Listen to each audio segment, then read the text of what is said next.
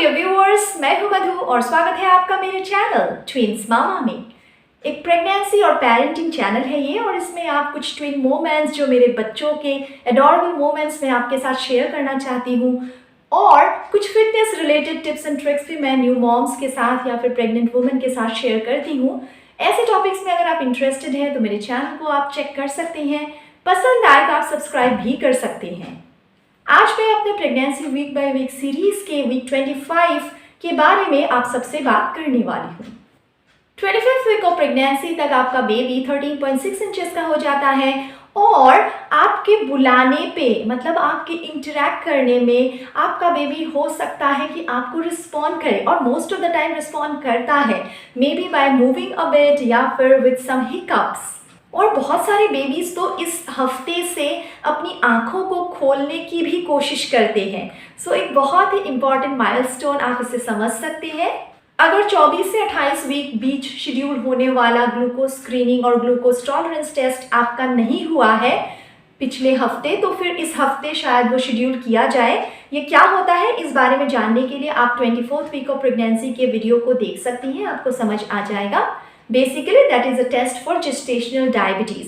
Gestational diabetes related भी मेरे channel में इंफॉर्मेशन मौजूद है, अगर आप इंटरेस्टेड हैं तो जाकर देख सकती हैं।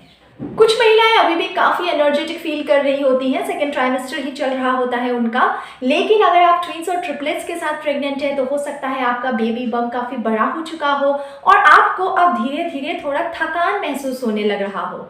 बहुत सारी महिलाओं को इस दौरान रात को सोने में काफ़ी असुविधा होती है। पर्सनली मैं अगर आपसे शेयर करना चाहूँ तो मुझे भी इस दौरान काफ़ी असुविधा हुई थी। ये असुविधाएं होती है because of some hormonal changes या फिर आपका बेली बड़ा हो जाता है तो आपको एक कंफर्टेबल पोजीशन ढूंढने में काफ़ी असुविधा होती है।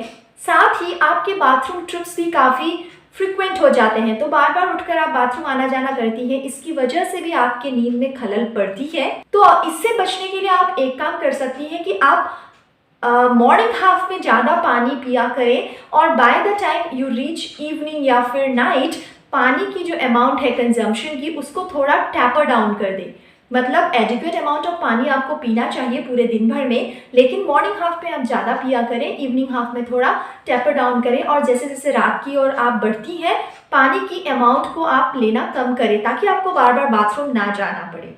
सो एक एक्टिव लाइफस्टाइल से मेरा मतलब है शायद आप सिर्फ एक छोटा सा वॉक करें या घर के हल्के फुल्के काम करें, इस तरीके का कुछ आप कर सकती हैं। साथ ही फाइबर युक्त आहार लिया करें, इससे आपको कंस्टिपेशन को प्रिवेंट करने में या अगर कंस्टिपेशन हो रहा है उससे आपको कई हद तक राहत मिल सकता है। कॉन्स्टिपेशन की वजह से अक्सर सेकेंड हाफ ऑफ प्रेगनेंसी में बहुत सारी महिलाओं को हेमरॉइड्स या जिसे पाइल्स कहते हैं उसकी असुविधा होने लगती है, जो कि एक बहुत ही पेनफुल कंडीशन है। तो इससे प्रिवेंशन के लिए भी बहुत ज़रूरी है पर्याप्त मात्रा में पानी पिए और जो भी मैंने बताया अभी कंस्टिपेशन को प्रिवेंट करने के लिए सारे मेजर्स को आप अपनाएं। और इस कॉन्स्टिपेशन की या फिर गैस और ब्लोटिंग की एक और वजह ये होती है कि इस दौरान आपके बॉडी में बहुत सारे हार्मोनल चेंजेस होते हैं, तो आपका जो डाइजेशन का पूरा प्रोसेस है वही स्लो हो जाता है।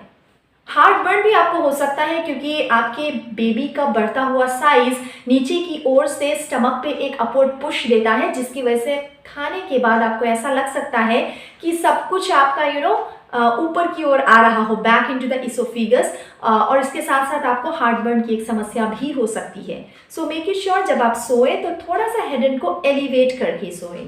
ब्रेक्सटन हिक्स कॉन्ट्रैक्शंस भी स्टार्ट हो सकते हैं, इस बारे में मैंने ऑलरेडी एक डेडिकेटेड वीडियो बनाया हुआ है, आप उस वीडियो को देखिए, आपको पता चल जाएगा फॉल्स और ट्रू लेबर का क्या डिफरेंस है। रिकमेंडेड वेट गेन आपको क्यों करना चाहिए प्रेगनेंसी में, किस तरीके से आप ये प्लान कर सकती हैं, इस बारे में मैंने बहुत सारे वीडियो में जिक्र किया हुआ है। अगर आप मेरी रेगुलर व्यूअर हैं फिर आपने इस बारे में सुना ही होगा मुझसे, लेकिन अगर आप मेरी न्यू व्यूअर हैं तो फिर आप जाकर मेरी उन वीडियोस को एक बार चेक कर सकती हैं ताकि आपको ये पता लगे कि आपको एक सही तरीके से प्रेगनेंसी में वेट गेन कैसे करना चाहिए। क्योंकि बाय नाउ हो सकता है आपका काफ़ी वेट गेन हो रहा हो and you can become anxious, ये सोचकर कि इतना ज़्यादा क्यों वेट बढ़ रहा है मेरा। अगर आपको कोई शक है तो आपको अपने डॉक्टर से इस दौरान इस बारे में डिस्कशन ज़रूर करना चाहिए। अगर बेबी के किक्स की बात करूँ तो इस दौरान वो काफ़ी नोटिसेबल हो जाता है। बेबी ऑलमोस्ट एक फिक्स पैटर्न में मूवमेंट्स करना शुरू हो जाता है। मतलब आप प्रेडिक्ट कर सकते हैं कि खाने के बाद बेबी मूव करेगा, रात को जब मैं सोऊंगी तब बेबी शायद ज़्यादा मूव करेगा, दिन भर बेबी का मूवमेंट शायद कम हो। इस तरीके का कुछ मुझे फील हुआ था। आपको शायद थोड़ा डिफरेंट हो, लेकिन एक पर्टिकुलर पैटर्न हर बेबी का अपना होता है। और मेरे ट्विन्स थे, दोनों बेबीज़ का पैटर्न भी बिल्कुल डिफरेंट था। ट्विन ए बहुत ही शांत था, बहुत कम हलचल करता था, वहीं ट्विन बी तो मतलब हर वक्त जिम्नास्टिक्स ही करता रहता था। तो आप किसी और से अपने बेबी मूवमेंट्स का कंपैरिजन मत कीजिए, लेकिन अपना एक ट्रैक रखने की अभी कोशिश करना शुरू कीजिए। इस बारे में भी मैंने बताया हुआ है कि कैसे आपको ट्रैकिंग वगैरह करना है। मैं आगे इस बारे में और आपको बताना शुरू करूँगी। बट बाय दिस वीक आप थोड़ा थोड़ा इस बात को नोटिस करना शुरू कर दें।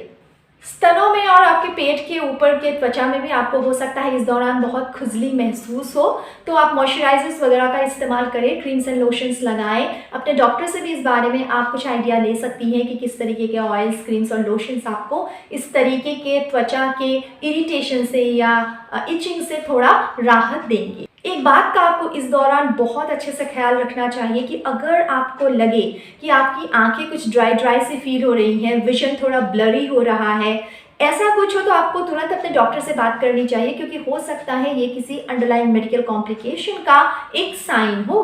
जैसे प्री इक्लेम्शिया का एक साइन हो सकता है ये, या फिर जेस्टेशनल डायबिटीज़ का एक साइन हो सकता है।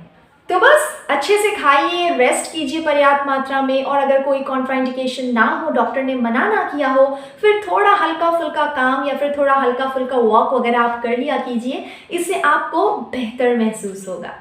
Thank you so much for watching my video. ऐसे ही अगले हफ्ते में क्या होने वाला है जानने के लिए मेरे चैनल को काइंडली सब्सक्राइब कर लिए। See you soon, till then take care.